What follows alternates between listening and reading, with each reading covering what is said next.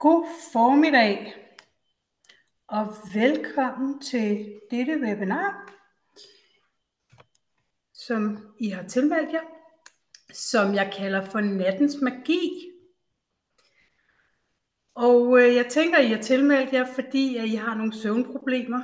Så lad mig lige starte med at præsentere mig selv. Jeg hedder Mie Ventersbo. Jeg er livsstil og livsændrende mentor. Jeg er uddannet hos ham, der hedder Omar Okadogan, og den læge, der hedder Pia Norup. Så det, jeg primært arbejder med, det er, hvad der sker inde i kroppen. Alle de biologiske og fysiologiske processer, som vi ligesom kan gøre noget ved for at optimere, at alting fungerer, som det skal derinde. Og lige til at starte med, er der nogen, der sådan kan give en thumbs up på, at der er lyd og billede igennem? Det var godt. Tak. Tusind tak. Godt. Så sidder jeg ikke og taler for døve ører. Det vil være så ærgerligt. Så, jamen altså, det var sådan lige ganske kort om mig. Jeg har arbejdet med sundhed i mange år i virkeligheden, men de sidste 4-5 år har jeg arbejdet meget intensivt med det. Mit foredrag i dag har jeg glædet mig rigtig meget til, fordi jeg ved, at der er rigtig mange mennesker, som er plaget af utrolig dårlig søvn. Så hvis vi starter med de biologiske og fysiologiske årsager til, at vi oftest bliver ramt af en dårlig søvn, så kan man sige, nu er det primært kvinder, som er deltagende her, og det er sådan meget typisk for det, jeg holder. Det er primært kvinder, som jeg tiltrækker, og det er også det, der er min idé, og det er den måde, jeg ligesom har sat alting op på. Så jeg har ikke så mange mænd, så jeg taler primært til jer kvinder. Og her der handler det rigtig meget også om hormoner. Det gør det også for mænd, men primært her taler jeg til jer kvinder. Så man kan sige, når man bliver ramt på sin søvn, så kan der være utrolig mange årsager til det. En af hovedårsagerne for kvinder er oftest hormoner, som spiller også et pus. Og man kan sige, at østrogenniveauet kan svinge rigtig meget, og det gør det typisk igennem hele livet. Helt fra vi starter med at menstruere, eller til vi begynder at menstruere, og så til vi ligesom også har en afslutning i den sidste ende. Typisk det, som vi kalder menopause eller overgangsalderen. Den tid har mange navne. Og menopausen kan jo vare i mange, mange år for nogens vedkommende. Men det, der sker overordnet set, det er, når det forstyrrer søvnen, så er det typisk, at østrogenniveauet det har meget store udsving. Og når det har meget store udsving, så har det en indvirkning på vores søvn. Og kvaliteten af søvn er lige så vigtig som den tid, vi faktisk får søvn. Det vil sige, at hvis vi kigger på den overordnede tid, vi skal have søvn, så hedder det 7-8 timer, hverken mere eller mindre i virkeligheden. Fordi hvis man får mindre, så får kroppen ikke tid nok til at restituere. Og hvis man får mere, så bliver man som regel doven og dvask resten af dagen. For nogens vedkommende, især hvis man har et lavt stofskifte, så kan det godt være en god idé at måske ligge i hvert fald i toppen op imod de 8 timer, og måske endda lige på den anden side også. Men ellers for mennesker, som ellers fungerer relativt godt og normalt, så skal man helst ligge på de her 7-8 timer.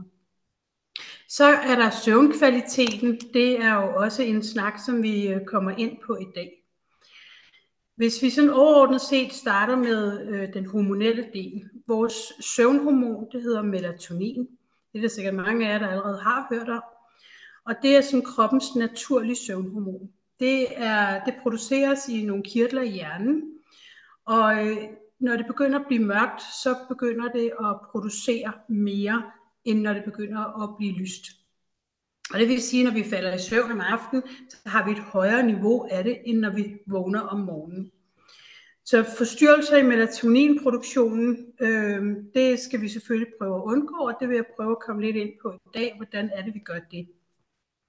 Så har vi østrogen og progesteron, som jo er vores kønshormoner. Og de spiller sådan set en ret afgørende rolle i kvinders søvnmønster. Og under menstruationscyklusen, der kan hormonerne ændre sig og påvirke vores søvnmønster helt enormt meget. For eksempel så falder østrogenniveauerne, og så får vi måske, får sådan en dyk, og så har vi så østrogenniveauerne, der stiger, og så i takt med, at det er så ustabilt, så er det svært for de andre hormoner at holde det helt stabilt, og derfor så kan det være et problem at holde søvnen også. Progesteron, det har sådan en beroligende virkning, og det hjælper faktisk med at vores søvnkvalitet. Så man kan næsten regne ud, at når man når overgangsalderen, hvor både østrogen og progesteron jo er rigtig meget påvirket, at så sker der nogle ting i vores søvn der. Og man kan sige, det at man ikke har et normalt østrogenniveau, eller et jævnt, stabilt østrogenniveau, det kan faktisk være med til at forstyrre eller regulere vores stabile søvn. Der er også sådan noget som graviditeten, som jo også er meget hormonelt betinget, og der kan det også gå ind og have store konsekvenser. Så har vi sådan noget som stress, kost, motion, altså livsstilsfaktorerne, som påvirker søvnbalancen eller hormonbalancen, og derved også søvnkvaliteten. Og disse hormonelle niveauer, hvis de ikke reguleres korrekt, så kan det simpelthen føre til, at man både har vanskeligt ved at falde i søvn, men man kan også have vanskeligheder ved at opretholde søvnen. Eller at simpelthen komme helt ned i den dybe søvn og få en tilfredsstillende kvalitet af det. Så man kan sige, at der er jo selvfølgelig en sund livsstil, der spiller ind. Der er noget stresshåndtering, man ofte også bliver nødsaget til at kigge på. Og i nogle tilfælde, så er man simpelthen nødsaget til at komme i hormonebehandlinger for at få en bedre søvn. Den hormonebehandling, jeg arbejder med, det gør jeg via kosten. Det er den ene ting, hvor vi påvirker hormonerne rigtig meget. Der har jeg et detox-forløb, hvor man renser leveren og simpelthen hjælper kroppen den vej igennem, sørger for at stabilisere hormonniveauerne rigtig meget via den kost, man får. Og så har jeg tilskud af blandt andet melatonin, som jeg ved kan have en kæmpe effekt på kroppen, især hvis man får det i naturlig form. Og det er jo det, jeg arbejder rigtig meget med. Jeg går ikke så meget ind for, at vi gør det på den kemiske måde, fordi det har nogle andre konsekvenser, blandt andet blodpropper og sådan nogle ting, som vi ikke har lyst til at rode alt for meget med. Når vi har en søvncyklus, eller vi har vores søvncyklus, den består, den har 2 hovedgrupper. Den har en REM-søvn og en non-REM-søvn. Og hvis vi starter med non-REM-søvnen, så har den 3 faser. Og første fase, det er, hvor vi overgår fra vågenhed til søvnen. Det er sådan den der lette søvn, hvor det også kan være lidt nemt at blive vækket igen faktisk. Så har vi fase 2, og det er sådan en lidt dybere søvnfase. Det er der, hvor hjerneaktiviteten den aftager, og kroppen begynder at forberede sig på den her lidt dybere søvn. Og den udgør faktisk den største del af vores søvn i løbet af natten. Så har vi fase 3, som bliver kaldt for en delta-søvn. Og det er den her meget dybe søvn, som man også kalder slow wave. Og det har noget at gøre med hjernebølgerne. Og her er hjernens aktivitet utrolig lav, og kroppen er i sådan en meget afslappet tilstand. Og lige præcis den her fase er enormt afgørende for, at vi får den fysiske restitution, det vil sige blandt andet i musklerne, sådan så at vi ligesom er klar til at klare dagens strabasser dagen efter. Så hvis man bliver vækket i den her fase, så vil man ofte være forvirret og desorienteret, fordi man er så langt væk. Så har vi REM-søvnen, og det er den fase, hvor vi er kendt for det her med de hurtige øjenbevægelser. Jeg tænker, I har set, når mennesker sover, hvor øjnene bevæger sig rigtig meget ind under øjenlågene. Det er simpelthen i REM-søvnen, og hjerneaktiviteten, den er aktiv, meget aktiv faktisk. Vi oplever også, nogle mennesker kan vågne i den her fase, og der er det jo, hvad skal man sige, det er lidt uhensigtsmæssigt, fordi vi har faktisk nedsat muskelfunktionen på det her tidspunkt, og det er også her, vi drømmer. Og nogle mennesker, som går i søvne, det er typisk i den her fase, at man vil opleve det. Søvncykluserne, de skal gentages flere gange om natten, og det er derfor, vi skal have 7-8 timer, for så kan vi simpelthen ikke nå at komme igennem alle de her faser, som er vigtige for, at vi både får restitueret vores fysiske krop, men også at vi får restitueret vores hjerne. Der er noget af det, som påvirker vores søvn rigtig meget. Det er blandt andet vores stresshormon, kortisol. Og det frigives som sådan en stressrespons, kalder man det. Det øger blodtrykket og blodsukkerniveauet også. Og så undertrykker det nogle forskellige funktioner. Så i virkeligheden er det den her kamp- eller flugt-tilstand, som har noget med vores nervesystem at gøre. Men så har vi også fordøjelsen og immunforsvaret, der er påvirket af kortisolet. Så der er sådan ret mange ting i lige præcis det her hormon, som er vigtigt at holde lidt i skak. Så hvis man er meget stresset, så kan det være meget svært at fastholde sin søvn. Der vil man ofte opleve, at man har tankemylder, man måske vågner klokken 3-4 stykker om natten og har svært ved at falde i søvn igen. Og som en del af vores stressrespons, så har vi adrenalinet, det der også bliver kaldt efedrin, og det frigives og øger simpelthen hjernefrekvenserne. Og så øger det blodgennemstrømning i musklerne. Så det kan, man kan sige, det kan jo både være godt og skidt. Hvis vi har for meget stress, så er det skidt, fordi så er det påvirker vores søvn, men hvis vi har et godt niveau af det, så vil vi altid være parat til at gå i kamp og træne og løbe og flygte og alle de her ting. Og det, som er vigtigt omkring de her ting, det er jo, at hvis kortisolniveauet er for højt, så kan det både igen have en indvirkning på, at vi har svært ved at falde i søvn, og igen en indvirkning på, at vi så typisk har den her fase midt på natten, hvor vi måske vågner. Og nogle vågner jo så tidligt og kan faktisk slet ikke falde i søvn igen, og det er rigtig, rigtig skidt for vores søvn. Så for at forbedre søvnen under et stressforløb, så er det vigtigt, at man simpelthen får håndteret de her ting. Og der er det sådan noget som vejrtrækningsøvelser og regelmæssig motion, for ligesom at prøve at etablere sunde søvn, den sunde søvnkvalitet. Hvis man er i et stresskollaps, altså det vil sige, hvor man er helt nede, hvor man nærmest ingenting kan, så er det ikke motion, vi taler, så er det nogle helt andre ting. Men hvis vi bare sådan er lidt dagligdags stresset og føler, at hjertet måske banker lidt for hurtigt, og vi er påvirket i vores søvn, så er det vigtigt at få lavet nogle daglige rutiner omkring blandt andet vejrtrækningen og motionen. Sådan så vi også kan få beroliget vores nervesystem. Jeg anbefaler gerne, at man bruger meditation til ligesom at få stress ud af kroppen. Og der kan man med held gå ind og finde nogle rigtig gode nogen, der ligger inde på YouTube. Og det er lidt forskelligt, hvad man er til. Hvis man er til guidede meditationer,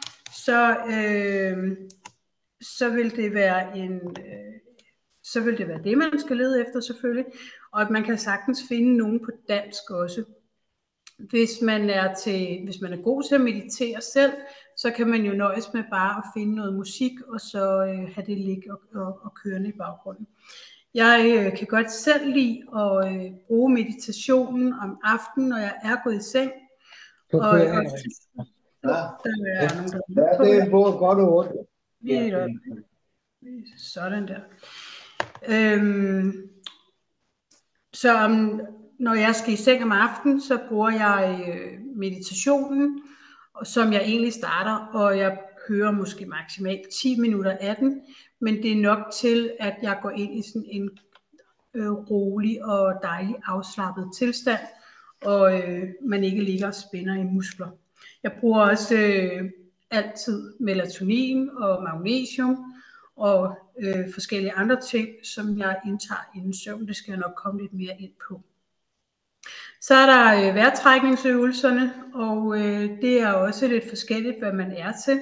Men noget af det, som i virkeligheden er aller vigtigst, det er, at man lukker sin mund, trækker vejret ind gennem næsen, holder vejret og puster ud gennem munden, og så simpelthen kører i nogle dybe vejrtrækninger, indtil man sådan kan mærke, at nervesystemet kommer der lidt mere ro på.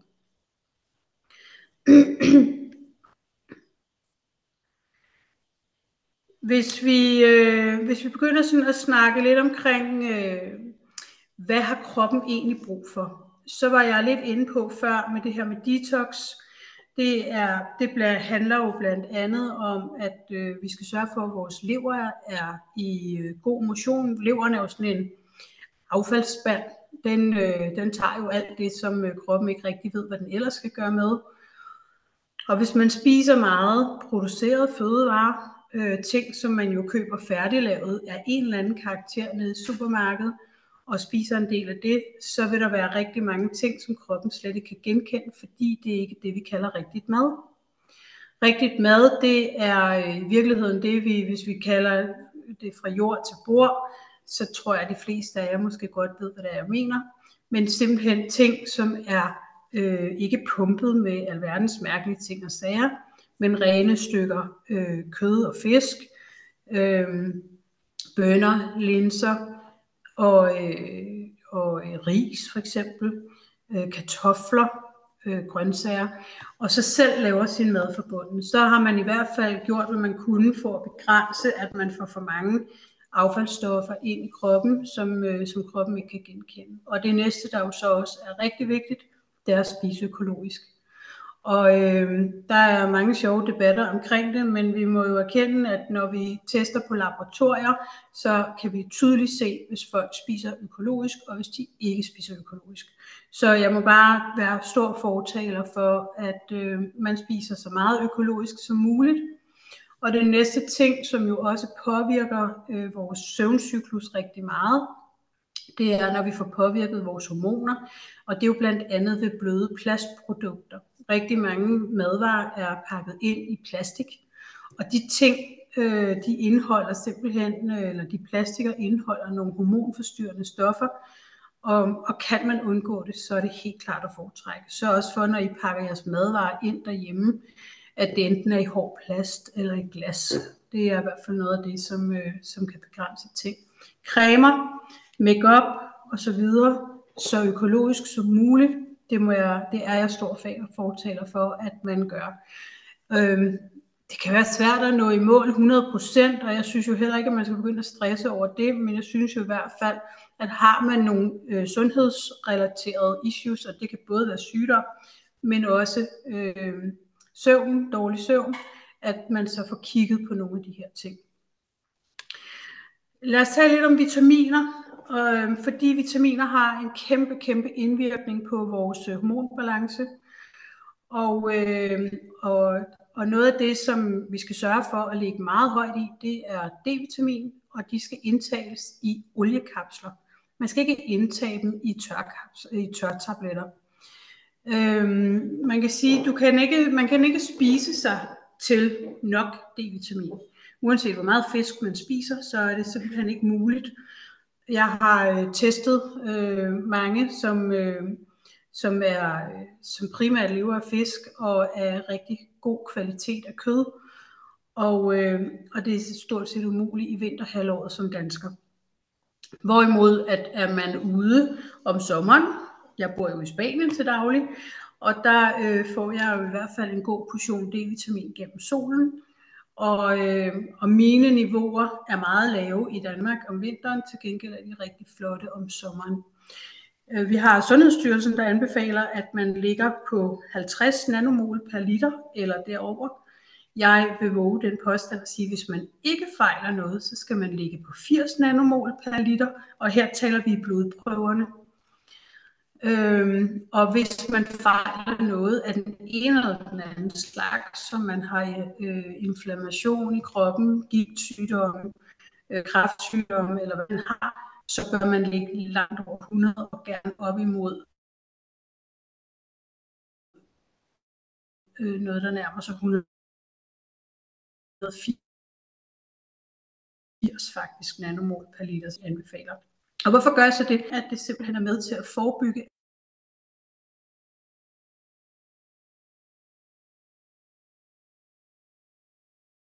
at vi bliver syge. Det er en vigtig del.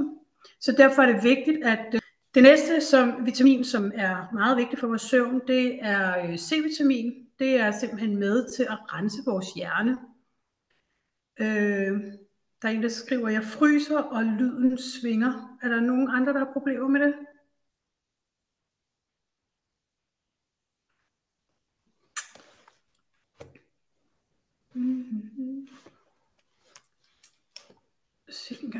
Er der nogen af jer, der har problemer med, at billedet fryser, og lyden den er dårlig? Der er ikke rigtig andre, der melder ind på den. Så jeg satser på, at tingene er. Hvad siger du, Margrethe? Er lyden fin hos dig? Ja, du nikker. Fint. Jeg fortsætter og håber, at det går ordentligt igennem alle steder. I forhold til C-vitaminer, så er det en rigtig, rigtig vigtig vitamin, som er med til at rense vores hjerne, når vi sover om natten for giftstoffer. Og så den har en utrolig vigtig indflydelse også på, at vores hjerne kan restituere ordentligt. Og når jeg taler C-vitamin, ofte så anbefaler jeg ret høje mængder C-vitamin faktisk. Og meget mere end langt de fleste nok nogensinde har prøvet at spise. Men alene på en almindelig hverdag, hvor jeg tager kosttilskud på C-vitamin, der ligger jeg faktisk 2.000 mikrogram. Og hvis jeg har optræk til et eller andet, der lige kratser lidt i halsen, eller klikker i ørerne, eller noget andet, hvor jeg tænker, at det kunne godt udvikle sig til noget, så stiger jeg meget voldsomt i mit indtag af både D-vitamin og C-vitamin. Og til dem, der er nysgerrige på, hvor meget D-vitamin jeg tager om dagen, så tager jeg et sted mellem 200 og 250 mikrogram. De fleste mennesker, som køber D-vitamin, de ligger måske omkring 50-60 stykker. Men jeg ligger altså væsentligt højere i vinterhalvåret, ikke i sommerhalvåret. Der har jeg ikke brug for det. Så det er også vigtigt at holde for øje, hvordan ens egen krop ligesom reagerer på det, og så få taget sit D-vitamin-niveau en gang imellem. Hvis man får for meget C-vitamin, så får man tynd mave. Det er sådan set egentlig den eneste konsekvens, der er det. Der er ikke noget farligt i det, men man skal jo ikke rende rundt og have tynd mave, fordi at det kan påvirke optagelsen af andre vitaminer og mineraler. Og det får os videre til næste del, som er, vi skal tale lidt om vores afføring, lidt om vores tarm. For at igen kan være meget vigtigt, at det påvirker vores søvn, især hvis vi ikke kan komme på toilettet, eller hvis vi render lidt for ofte, og vi simpelthen er nødsaget til at skulle ud og rende midt om natten. Man bør have afføring 2 til 3 gange om dagen. Det er der virkelig, virkelig mange mennesker, der ikke har. Og den skal hverken være tynd eller hård. Den skal simpelthen kunne glide relativt nemt igennem systemet, og man skal være i stand til at tømme sin tarm, når man er på toilettet. Det er, man kan sige, at tarmen er tæt forbundet med kroppens, det der hedder neurotransmitterne, og det påvirker vores serotonin. Vores serotonin er både vores søvnhormon og vores glædeshormon. Og det er faktisk noget af det, som kan få søvnmønstret helt ud af øst og vest. Og så det er vigtigt at sørge for at have styr på sin tarm. Der findes test, som jeg blandt andet sidder og arbejder med, hvor vi kan gå ind og kigge på Hvad er det, der sker? Er der nok vitaminer, mineraler, aminosyrer? Og hvordan ser tarmen ud? Er der nogle snyltere, der sidder? Og hvis der er nogen af jer, der har interesse i ligesom at få styr på de her ting, så er det bestemt noget, jeg kan anbefale jer, at I tager fat i mig omkring. Så har vi noget, der hedder oxidativ stress. Og den oxidative stress, det skyldes det, der hedder de frie ubalancer, de frie radikaler og antioxidanterne. Og det kan føre til celleskader. Og vi kan jo nok sige os alle sammen, hvis cellerne ikke fungerer, som de skal, så vil det også påvirke vores søvn utrolig meget. Måden vi arbejder på at få cellerne til at virke, er jo selvfølgelig via en komplet god livsstil. Men det er sandelig også i høj grad i form af omega-3 fedtsyre. Det er noget af det absolut vigtige. Omega-3 fedtsyre er jeg meget fortaler for, at man får i flydende form, og jeg er meget fortaler for, at man sørger for, at det produkt, man bruger, er rent, og det er bæredygtigt. Og når man får omega-3 fra vilde fisk, så får man også en anden kvalitet, end hvis man får nogle fisk, som er hvad skal vi sige, knap så god kvalitet. Jeg arbejder med en flydende fiskeolie, som jeg er meget begejstret for, og jeg skal nok sende jer linket på den, så I kan læse om den. Jeg har også lavet et link til jer på vitaminer og mineraler, og her har jeg også lagt en fiskeoliekapsel, altså en omega-3 kapsel, ind til dem, der ikke bryder sig om flydende fiskeolie. Og så skal man holde for øje, at hvis man har fået fjernet sin galdeblære, eller har problemer omkring galdeblæren, så skal man lade være at indtage fiskeolie i flydende form. Der skal man i det hele taget begrænse sit olieindtag. Men man kan sige, både altså sundhedsrisikoen og manglende søvn, det er sådan, de er store, og derfor er det vigtigt at få styr på de her ting. Og der kan man sige, der er omega-3 en meget vigtig del af det, netop fordi, at det er med til at forebygge, at cellerne laver kræftknuder, at cellerne brænder af for tidligt. Inde i hver celle, hvis man forestiller sig, at man har en celle, det er cellemembranen her, den skal være blød og fleksibel og penetrerbar. Og hvis vi får for meget omega-6, så vil cellemembranen blive hård, og det bliver svært for hormonerne at komme ud og ind. Det bliver svært for vitaminer at komme ud og ind. Og så har vi et lille bål inde i, som laver det, som hedder ATP, og det er vores energimøntsort, som kommer ud i kroppen. Og den skal jo helst virke. Du skal undgå flydende fiskeolie, hvis du har galdesten, i første omgang i hvert fald. Man kan sige, det er primært, hvis man ikke har galdeblæren, at det er en god idé at undgå det. Men når man ikke ved helt præcis, galdesten kommer jo typisk af traumer tidligere i livet. Det kan være chok blandt andet, som man har haft på et eller andet tidspunkt i livet, men det er også nogle andre ting, som der ikke fungerer, altså de biologiske ting, som ikke fungerer i kroppen. Så man bliver nødt til at kigge holistisk på det, både at ligesom arbejde med den mentale del, sådan så kroppen kan begynde at give slip på de ting, man har liggende som traumer. Det er en ting, og den anden ting er, hvad er det, der sker, når man danner nyresten og galdesten og sådan noget. Og det kan man blandt andet finde ud af ved at få taget nogle af de her test. Det vil være urintesten, man skal bruge i det her tilfælde, men der kan man simpelthen gå ind og se, hvad der sker i kroppen, og så kan man forebygge det.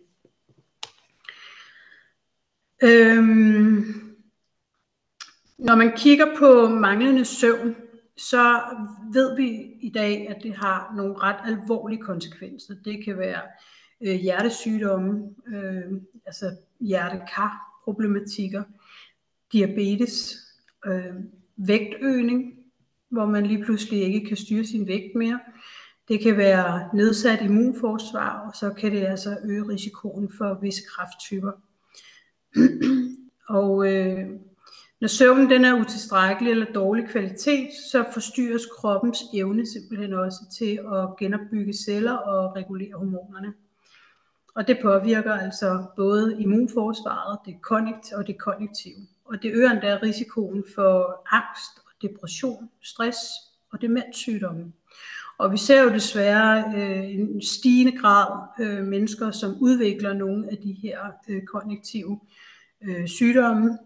Og noget af det, som man også kan se ind i, hvis det er, at man ikke får styr på de her ting, det er alvorlige sygdomme, som altså ud over demens, så kan det være Parkinson for eksempel, som er en rigtig, rigtig skidt sygdom. ALS, hvis I kender den, hvor hele kroppen jo faktisk lammes. Så ens måde, kan man sige, at bør leve på, der skal man have fokus på kost og motion, og selvfølgelig hele sit indtag af den kost, man indtager. Sørg for igen, hvis vi kigger på at spise økologisk.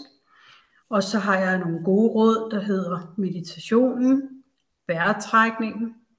Sørg for, at du har et mørkt soveværelse. Og så er det en god idé, hvis soveværelset er køligt, det behøver ikke at være koldt, men køligt, og så tag et varmt bad, inden at man går i seng. Det kan være nødvendigt med ørepropper, det har jeg for eksempel haft i nat, fordi jeg har haft mine børnebørn til overnatning. Vi sover alle tre i samme seng, og det kan være lidt af en udfordring for sådan nogle ører som mine, som jeg synes, de skal høre det hele, når børnebørnene er der. Så for at være sikker på, at jeg i hvert fald får lidt søvn, så smider jeg lige et par ørepropper i. Og så er der sovemasker. Dem kender I måske fra flyvemaskinerne, hvis I sådan har fløjet på længere ture, så i hvert fald førhen kunne man godt få lov at få udleveret det.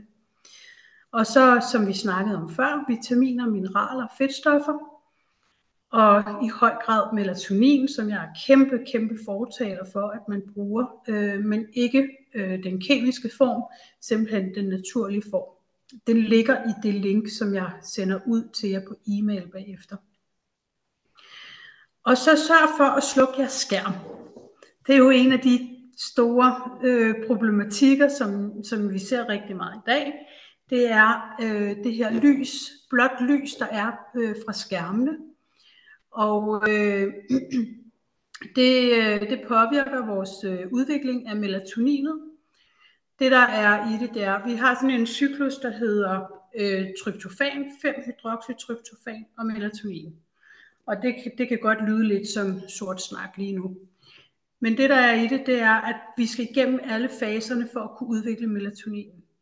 Når vi så har det her blå lys fra skærmene, så har vi det faktisk med at blokere for at udvikle melatoninet. Så hvis vi i forvejen har lidt problemer, og vi så også lige putter lidt blåt lys ind i vores hjerne, så kan det godt være, at det er svært at falde i søvn, men så vågner vi i løbet af natten, fordi at hjernen bliver påvirket af det blå lys. Og når den bliver påvirket af det blå lys, så stopper den simpelthen melatoninproduktionen alt for tidligt, og det skal den ikke. Så det vil være en god idé. Så er det altid godt at drikke noget varmt før sengetid. Jeg kan godt lide at lave min egen kollagendrik, og der gør jeg det, at til dem, der ikke ved, hvad kollagen er, det er noget, som er det, som er med til at bygge vores knogler, vores muskler, alle vores ligamenter. Det er med til at forebygge, at vi simpelthen skvatter sammen, for at sige det som det er.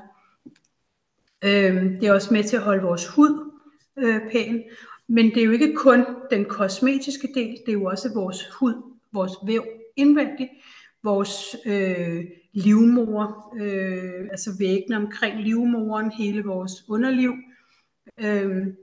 som jo kan blive et helt hulrum, og det er jo vigtigt at sørge for, at vi har stærkt væv, så derfor er kollagen meget vigtigt, og mange af jer har sikkert hørt om kollagen fra alle mulige hypede reklamer, men hvis man skal lave sin egen kollagen, så kan man enten koge kylling eller knogler, okseknogler, og bare lade det koge, og så har man simpelthen den suppe, der er tilbage, når den bliver kold, bliver den fuldstændig sådan stivnet gelé, og der kan man sådan lige tage et par spiseskefulde op i en kop om aftenen, og så smide det i mikrobølgeovnen, og så lige drikke den. Så er der det her med lige at huske at få tisset ordentligt af. Sørg for måske at lade være at drikke for meget efter aftensmaden, hvis det er fordi man skal op og tisse om natten. Prøv en gang at kigge lidt på, hvor meget får man at drikke i løbet af dagen. Sørg for at blive fyldt godt op om formiddagen, så vi er sikre på, at kroppen får det, den skal have. Og det er typisk for de fleste 1,5 til 2 liter vand. Man kan sige, at kaffe og te tæller også, men det skal fortrinsvis være vand. Og det skal ikke være denne her vand nede fra supermarkedet, som er tilsat alle mulige smage. Hvis man vil tilsætte smag, så skal man gøre det selv. Og det er fint, hvis der er bobler i. Det kan man sagtens. Men det er i hvert fald fortrinsvis det. Så er det altså godt at spise en lille smule kulhydrat, inden man går i seng. Jeg anbefaler, at man tager måske bare en halv skive rugbrød, og helst noget surdejsrugbrød, fordi det er godt for vores tarmsystem. Og ellers så have lidt havregrød, hvis man kan lide det, eller lidt havregryn for den sags skyld. Og lige spise et par skifulde af det, fordi det gør, det er, at det fremmer simpelthen vores serotonin. Det vil sige, at det er med i den cyklus, der hedder optagelse af tryptofanet. Og hvis vi husker tilbage på det, jeg fortalte før, så er tryptofan med i den cyklus, som udvikler melatonin. Så det er sådan en hel cyklus af ting, der bliver sat i gang. Og det er ikke mere end et par skefulde eller en halv skive rugbrød, man skal spise der. For ligesom at få de her naturlige processer i gang, så kan man gøre rigtig mange ting selv. Og igen, så er jeg jo selvfølgelig så fortaler af det her detox-program, jeg har lavet. Det er et 11-dages detox-program, hvor man følges ad i hold, og så hjælper man hinanden så godt man kan. Der er madplaner, der er opskrifter, der er det hele med i. Og det er simpelthen med til at få stabiliseret, eller få renset leveren, og få stabiliseret søvnen. Så det er noget af det, som har en rigtig stor indvirkning på, at søvncyklus virker, når leveren ikke har alt muligt mærkeligt, den skal ligge og arbejde med. Fordi leveren er jo aktiv om natten, og oftest er det sådan, jeg tror de fleste har måske prøvet at få lidt for meget alkohol, og hvis man har drukket for meget alkohol om aftenen, så vågner man typisk midt på natten, når man sveder, og man har en urolig søvn, og man kommer aldrig sådan rigtig ned i den dybe søvn, i hvert fald ikke så længe ad gangen, og så bliver man lidt rastløs. Og det er jo leveren, der er aktiv. Og det samme sker, hvis man får for meget sukker. Så tror jeg også, de fleste har oplevet, at det her, det kan man opleve om natten, hvis man har fået alkohol eller sukker. Så det er jo så noget af det, som jeg arbejder rigtig meget med. Så jeg har simpelthen udviklet det her program til, at man kan gå julen godt i møde, var jeg lige ved at sige, eller komme ud på den anden side med et, hvor man kan glæde sig til at få renset kroppen fri for alle de her affaldsstoffer, som vi putter i, især her i december måned. Det var sådan stort set det, jeg havde om hvordan at man kan få styr på sin søvn. Er der nogen af jer, der har nogle spørgsmål? Så er I meget velkommen til enten at unmute eller at skrive dem.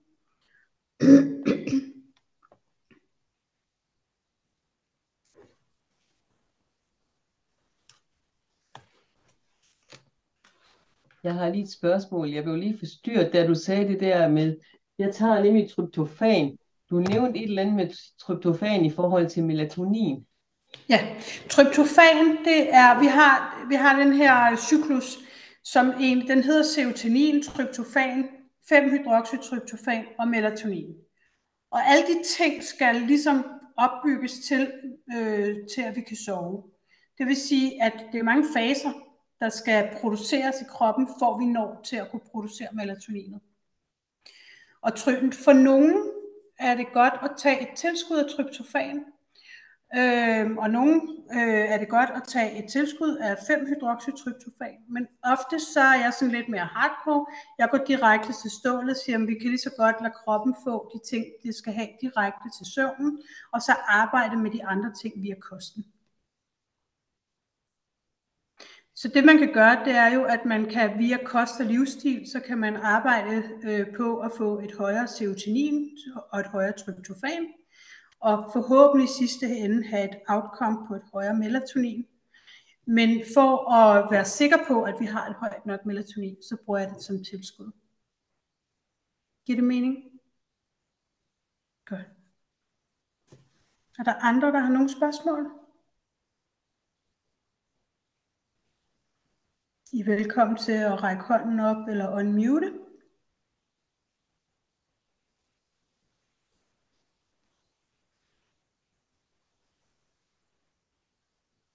Skal jeg lige se. Der står noget hernede, jeg skal vide om. Du optog, så er der mulighed for replay, så vi kan høre det igen, hvis der lige er noget, vi har misset. Jeg sender det ud til jer bagefter. Tak. Velbekomme. Jamen, hvis der ikke er flere spørgsmål, så tænker jeg, at jeg vil takke af for i dag. Og jeg sender replay ud lige så snart den skal lige køre igennem. Lige så snart den kører ud, så sender jeg den sammen med de forskellige links, som jeg anbefaler jer at kigge på. Vitaminer, mineraler og fiskeolier og detox-programmet og replay kommer i hvert fald. I skal vide, at I er altid velkommen til at booke en samtale med mig. Jeg kan lægge linket derinde, så hvis I har brug for at tale med mig, så er I meget velkommen til at finde en tid i min kalender, og så tager vi en snak. Og så håber jeg, at I følger med på mine nyhedsbreve selvfølgelig, og I er jo meget velkommen til også at komme ind på min Facebook, hvor jeg jo sådan, min profil, Mi Eventersbo, er den, jeg er mest aktiv på, og der laver jeg gerne en del forskellige. Jeg kan lave nogle live-videoer nogle gange, og ellers så lægger jeg nogle forskellige skriv op af ting, som er aktuelle på pågældende tidspunkter. Så, jamen, så vil jeg takke af for i dag, og så vil jeg ønske jer en fuldstændig forrygende advent. Det må være den anden advent i denne omgang. Det er snart jul. Og tusind tak for i dag. Tak for jeres deltagelse. Og rigtig god søndag. Hej.